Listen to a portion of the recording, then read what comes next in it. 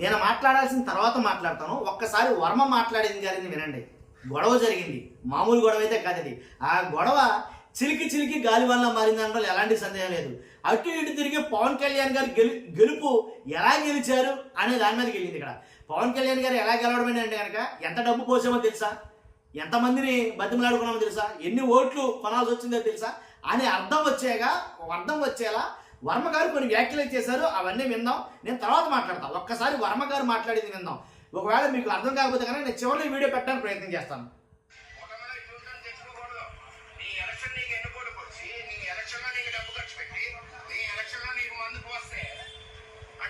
విన్నారు కదా, డబ్బు ఖర్చు పెట్టి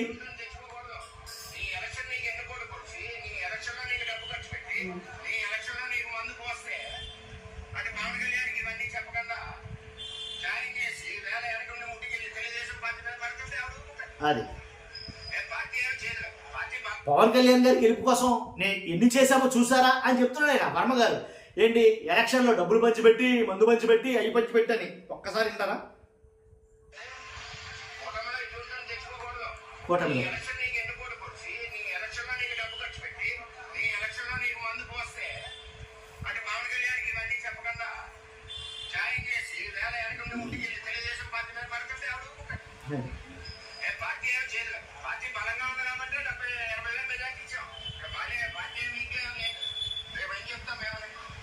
మా వాళ్ళే గెలిచాడని ఇండైరెక్ట్గా చెప్తున్నాడు ఆయన వర్మ గారు. పవన్ కళ్యాణ్ గారు మా వాళ్ళే గెలిచాడని 100% స్ట్రైక్ రేట్ అని చెప్పేటటువంటి జనసేన పార్టీ గెలుపు అంటే నాయకుడు గెలిచిన విధానం ఇది అని చెప్తున్నాడు ఆయన.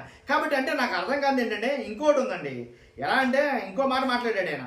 ఏం మాట్లాడాడంటే నేనేం దత్తతకు వచ్చాను అనుకున్నారు ఇక్కడ.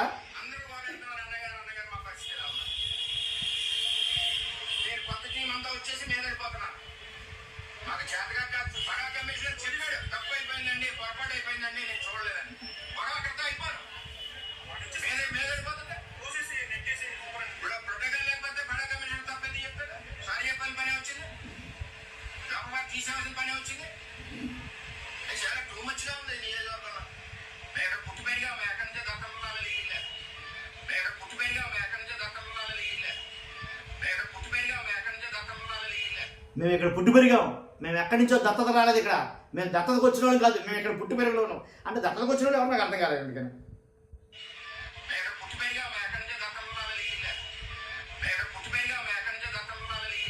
అసలు గొడవండి అని అంటే కనుక వాస్తవంగా అయితే కనుక చంద్రబాబు అంటే ఫ్లెక్సీ వివాదం ఇదంతా కూడాను. ఆ ఫ్లెక్సీలో చంద్రబాబు నాయుడు గారి ఫోటో అయితే పెట్టలేదంట. దాని గురించి వర్మ గారికి బీభత్సమైన కోపం వచ్చింది. ఆ కోపంలో ఒక హీట్ ఆఫ్ ద మూమెంట్లో వాళ్ళు కొట్టుకోబోయారు. గెట్టుకోవడం, తోపులాట అయితే జరిగింది. ఇంకా కొట్టుకోక ముందే వర్మ గారిని పక్కకు తీసుకెళ్ళడం అయితే జరిగింది. అంతకుముందు పెన్ను దొరబాబు గారు చాలా ఫోర్స్కి అయితే రావడం జరిగింది. ఇంతకీ చింతల ఎవరైతే ఉన్నారో వీళ్ళిద్దరి మధ్యలో ఏంటి జనసేన నేత తుమ్మల బాబు, ఆయనకి వర్మ గారికి జరుగుతున్న దాంట్లో పెన్ను దొరబాబు గారు యాడ్ అయ్యి ఆయన కూడా వచ్చి ఇంకొంచెం ఫోర్స్గా వర్మ గారి మీదకి అయితే కనుక దూసుకెళ్ళిన విజువల్స్ అయితే కనపడుతున్నాయి. కాబట్టి ఇదంతా దేనికంటే కనుక చంద్రబాబు నాయుడు గారు ఫోటో అయితే కనుక ఆయన పెట్టలేదు. అర్థమైంది మీకు?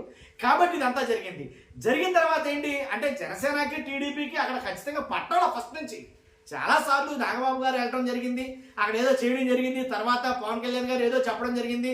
తర్వాత నారా చంద్రబాబు నాయుడు గారు దీని మీద చాలా మందికి మాట్లాడడం జరిగింది. తర్వాత బెనిఫిట్గా అంటే వర్మ గారిని బొచ్చగించడం కోసం ఆయనకు కూడా కొద్ది గొప్ప చాలా మటుకి ఫేవర్ చేశారు మన మధ్యలో కాంట్రాక్ట్లు అవన్నీ. కాబట్టి ఏది ఏమైనప్పటికీ అక్కడ మాత్రం పడటంలా జనసేనకి, టీడీపీకి క్లియర్ కట్గా అర్థమవుతుంది. అర్థమైందా? కాబట్టి అది ఎంత ఉద్రిక్తకు దారి తీసిందంటే కొట్టుకునే దాకా వెళ్ళింది పరిస్థితి. ఇంకోటి ఏంటంటే పవన్ కళ్యాణ్ గారి గెలుపు ఇది ఇలాగా మా వల్ల గెలిచాడు. 80,000 మెజార్టీ ఇచ్చామంటే ఎలా ఇచ్చాం, ఎలా వచ్చిందా మెజార్టీ, ఎంతమందికి ముందు పోయించాం, ఎంతమందికి డబ్బులు ఖర్చు పెట్టాం, ఎంత ఖర్చు పెట్టాం, ఎన్ని వేలు ఇచ్చాం, ఇలాగే మాట్లాడతారు వర్మ గారు. ఆయన మాట్లాడిన విధానం దాని అర్థం ఇదే. డైరెక్ట్ గారు మాట్లాడే మాటలకి కాబట్టి అంటే పవన్ కళ్యాణ్ గారి గెలుపు కోసం 6 నెలల్లో మేము కష్టపడ్డాం, బోళ్ళంత డబ్బు పోసాం. కానీ అంటే ఎందుకు చెప్పాల్సి వస్తుందంటే ఈ మాటలు అంటే 100% స్ట్రైక్ రేట్ అని అంటారు కదా. అంటే గెలుపు అనేది చాలా అనేది ఒక్కసారి ఆలోచిస్తే నాకే ఆశ్చర్యం అనిపించింది. అని పవన్ కళ్యాణ్ గారు గెలవాలంటే ఎంత డబ్బు పోయాలా, ఎంత మందు పోయాలా అని నాకు అనిపించింది. మీ అభిప్రాయం మీద అనుకోండి. కానీ ఇది జరిగింది అయితే కనుక ఖచ్చితంగా ఇప్పుడు నేను ఆ వీడియో పెడతాను, కుదిరితే కనుక ఆ వీడియో పెడతాను. ఆ వీడియోని పెట్టిన తర్వాత మీరేంటనేది డిసైడ్ చేసి మీ అభిప్రాయాన్ని కామెంట్ రూపంలో తెలియజేయండి, నేను కూడా చూస్తాను. ఓకేనా? చూస్తున్నారు మీరు అందరూ కూడా. Thank you. ఫస్ట్ అయితే లైక్ చేయండి. Thank you. రానికన్నా మీరు కాశారు, అందరూ గోలెడుతున్నారు అన్నగారు మా పరిస్థితి ఎలా ఉన్నారు. మీరు కొత్త టీం అంతా వచ్చేసి మీదడిపోతున్నారు. మాకు చేతగా కాదు, చాలా గట్టిగా మాకు గట్టిగా. పడా కమిషనర్ గారితో సహా మాట్లాడుతుంటే డైరెక్ట్ గా వాళ్ళంతా పడా కమిషనర్ చెప్పాడు, తప్పు అయిపోయిందండి, పొరపాటు అయిపోయిందండి, నేను చూడలేదని. గొడవ అక్కడతో అయిపోను. వాళ్ళు వచ్చి మీదడిపోతుంటే పోసేసి నెట్టేసి శుభ్రం. ఇప్పుడు ప్రోటోకాల్ లేకపోతే పడా కమిషనర్ తప్పింది చెప్తాడు. సారీ చెప్పాలని పనే వచ్చింది, గవర్నమెంట్ తీసేవలసిన పనే వచ్చింది. అది చాలా టూ మచ్ గా ఉంది ఈ నియోజకవర్గంలో. మేము ఎక్కడ పుట్టి పెరిగా, మేము ఎక్కడి నుంచో దత్తలు రాలేదు. ఇల్లు లేదు ఎవరిని రానికన్నా మీరు కాసి కూటమిలో ఇటువంటి తెచ్చుకోకూడదు. నీ ఎలక్షన్ నీకు ఎన్నుపోటు పొడిచి, నీ ఎలక్షన్ లో నీకు డబ్బు ఖర్చు పెట్టి, నీ ఎలక్షన్ లో నీకు మందు పోస్తే అటు పవన్ కళ్యాణ్కి ఇవన్నీ చెప్పకుండా జాయిన్ చేసి వేళ వెనకుండి ముట్టుకెళ్ళి తెలుగుదేశం పార్టీ మీద పడుతుంటే ఎవడు ఊరుకుంటాడు? పార్టీ ఏమి చేయదుగా. పార్టీ బలంగా ఉంది కాబట్టి 80,000 మెజార్టీ ఇచ్చాం. పార్టీ ఏమి వీక్గా ఏం లేదు. రేపు ఏం చెప్తాం మేమని. కూటమిలో ఇటువంటి తెచ్చుకోకూడదు. నీ ఎలక్షన్ నీకు ఎన్నుపోటు పొడిచి, నీ ఎలక్షన్ లో నీకు డబ్బు ఖర్చు పెట్టి, నీ ఎలక్షన్ లో నీకు మందు పోస్తే అటు పవన్ కళ్యాణ్కి ఇవన్నీ చెప్పకుండా